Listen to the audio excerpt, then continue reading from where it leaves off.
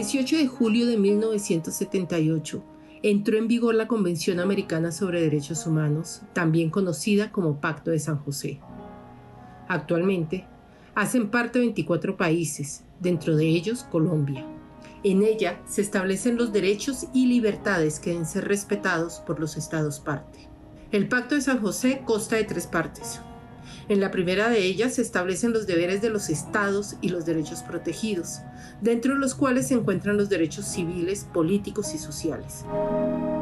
El artículo 23 corresponde a los derechos políticos, señalando los derechos y oportunidades de todos los ciudadanos frente a la participación en los asuntos públicos, el derecho a votar y ser elegido, así como el acceso en condiciones de igualdad a las funciones públicas.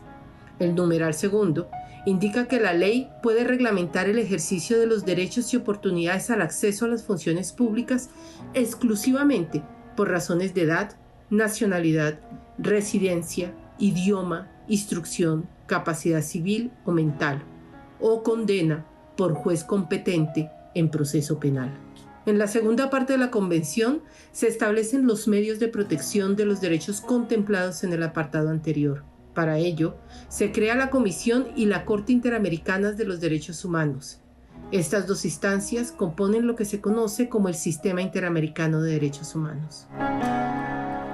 Dentro de las funciones de la Corte está la de determinar si un Estado ha incurrido en responsabilidad internacional por la violación de alguno de los derechos consagrados en la Convención o en otros tratados de derechos humanos aplicables al sistema interamericano.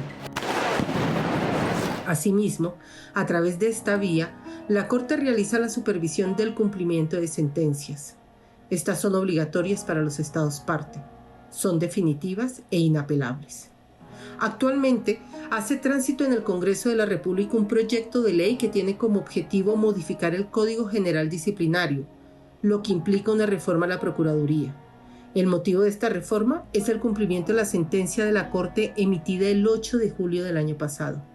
En esta sentencia, la Corte concluyó que las normas que facultan a la Procuraduría para imponer sanciones de inhabilitación o destitución a funcionarios electos popularmente constituyen una violación al artículo 23 de la Convención, debido a que permiten que un órgano administrativo, como lo es la Procuraduría, restrinja los derechos políticos.